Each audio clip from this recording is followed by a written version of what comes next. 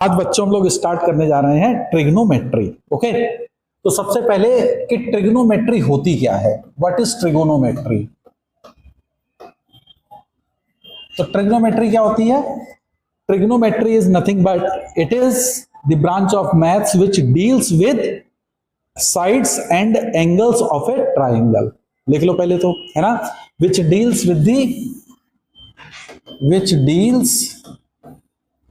with sides and angles of a triangle, है ना। जैसे मान लो कि ये कोई एक ट्राइंगल है ABC,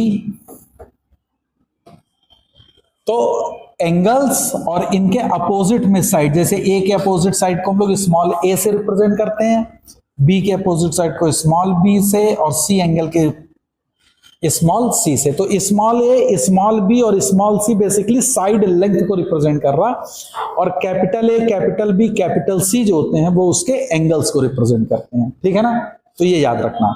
ओके, अब हम लोग का बेसिकली इसमें तुमको क्या है कि हम लोग एक राइट एंगल ट्राइंगल की पूरी एनालिसिस करेंगे कि उसमें साइन, ट्रिग्नोमेट्रिक कुछ टर्म्स होंगे, तो उन ट्रिग्नोमेट्रिक टर्म्स के बारे में पहले जानेंगे कि साइन क्या होता है, कॉस क्या होता है, टेन क्या होता है। तो come for the right angle triangle. तो सबसे पहले तो बच्चों ये बताओ कि राइट एंगल ट्राइंगल क्या होता है। राइट एंगल ट्राइंगल क्या होता है? Right angle triangle is a triangle in which one of the angle is at 90 degree. तो सपोज कर लो कि ये कोई राइट एंगल ट्राइंगल है, दैट इज ABC, और उसमें एंगल B जो है वो 90 डिग्री है। ठीक है, हमेशा याद रखना है कि राइट एंगल ट्राइंगल में एंगल जो 90 डिग्री होता है उसके अपोजिट साइड जो होती है उसको हमेशा हाइपोटेन्यूज बोलते हैं।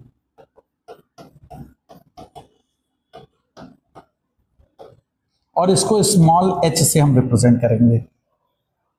ठीक है, फिर हमेशा हम जिस एंगल को कंसीडर कर रहे होंगे ट्रिग्नोमेट्रिक फंक्शन के लिए, है ना, जैसे सपोज कर लो हम कोई एंगल थीटा रिप्रेजेंट कर रहे हैं और मैंने इस एंगल को थीटा लिया, लेट अस एंगल C जो है वो क्या है, थीटा। तो जो एंगल तुम कंसीडर कर रहे हो उसके अपोजिट साइड, तो थीटा के अपोजिट साइड कौन सी दिख रही, AB, उसको परपेंडिकुलर कहा जाता है। क्या कहा जाता है? परपेंडिकुलर।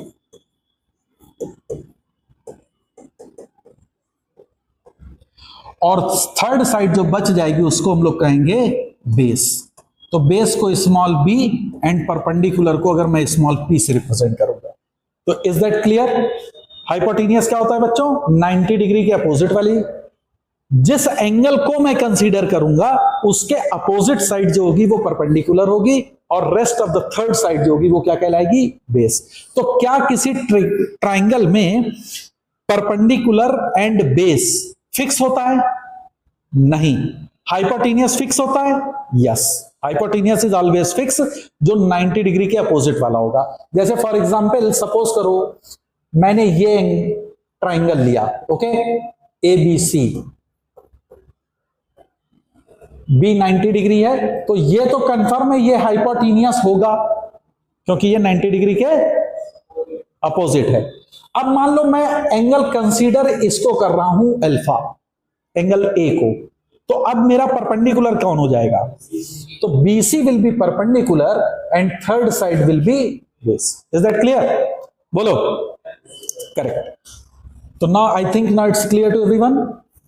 अब आते हैं हम लोग कुछ ट्रिग्नोमेट्रिक फंक्शंस के बारे में। तो देखो राइट एंगल ट्राइंगल हमने लिया, इस राइट एंगल ट्राइंगल में this is 90 degree, ABC right angle triangle मान लो, और मैं इस एंगल को थीटा ले रहा हूं, तो ये परपेंडिकुलर हो जाएगा, ये hypotenuse and this one will be base.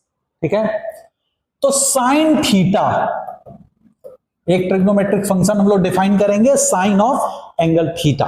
Okay, तो साइन थीटा हमेशा परपेंडिकुलर अपॉन हाइपोटेनियस होगा। This is the ratio of perpendicular to hypotenuse is your sine theta. Is that clear? Now cos theta second term होगा trigonometric का. This cos theta is nothing but it is the base upon hypotenuse. तो this is base upon hypotenuse. Okay, the next one is tan of theta. तो tan theta बच्चों क्या होता है? tan theta हमेशा it is the ratio of perpendicular to base. तो it is perpendicular upon base. अब जरा यहां पे देखो बच्चों, tan theta is equal to perpendicular upon base. मैं इसको इस तरह से भी लिख सकता हूं कि perpendicular upon hypotenuse divided by base upon hypotenuse. Is it correct और not? Yes, it is correct. Okay, now what is perpendicular upon hypotenuse? It is sin theta. And what is base upon hypotenuse? This is cos theta. So we can say that this tan theta is nothing but it is sin theta divided by cos theta. तो इसको भी आपको याद रखना होगा कि tan theta की value sin theta upon cos theta के बराबर होती है. Is that clear? And tan theta क्या होता है? Perpendicular upon base. Now अब हम तीन और टर्म्स याद करेंगे. एक टर्म होता है cosec of theta. तो कोसेक थीटा होता है nothing but it is the ratio of hypotenuse to perpendicular. This is hypotenuse to perpendicular और इसको हम लिख सकते हैं 1 अपॉन पी अपॉन एच. और पी अपॉन एच क्या है? Sine theta. So it is 1 upon sine theta. तो कोसेक थीटा की वैल्यू बच्चों क्या होगी? 1 upon sine theta. Is that clear? Cosec theta is 1 upon sine theta. Similarly sec theta. Sec theta होता है perpendicular to base का ratio. It is the ratio of perpendicular to base and sorry hypotenuse to base. I am sorry, it's hypotenuse to base. तो इसको मैं बच्चों लिख सकता हूं 1 upon base to hypotenuse and base upon hypotenuse is cos theta. So sec theta is nothing but it is 1 upon cos theta. तो ये भी आपको याद रहेगा. सेक theta is 1 upon cos theta. Cosec theta is 1 upon sin theta and the last one is cot theta. तो cot theta बच्चों क्या होता है? Cot theta is nothing but it is the ratio of base to perpendicular. Okay, इसको मैं लिख सकता हूं base upon hypotenuse divided by perpendicular upon hypotenuse. और base upon hypotenuse क्या था? cos theta. Perpendicular upon hypotenuse क्या था? Sine theta. तो cot theta is nothing but it is cos theta upon sine theta. और अगर आप ध्यान दें तो कॉट थीटा को मैं 1 upon sine theta upon cos theta भी लिख सकता हूं. तो कॉट थीटा की वैल्यू 1 अपॉन tan थीटा भी होती है. तो कॉट थीटा के बच्चों कितनी वैल्यूज हो जाएंगी? एक होगी cot theta is 1 upon tan theta. एक कॉट थीटा होगी cos theta upon sine theta. तो ये 6 टर्म्स हैं ट्रिग्नोमेट्री के. Sine, cos, sec, cosec, tan and cot.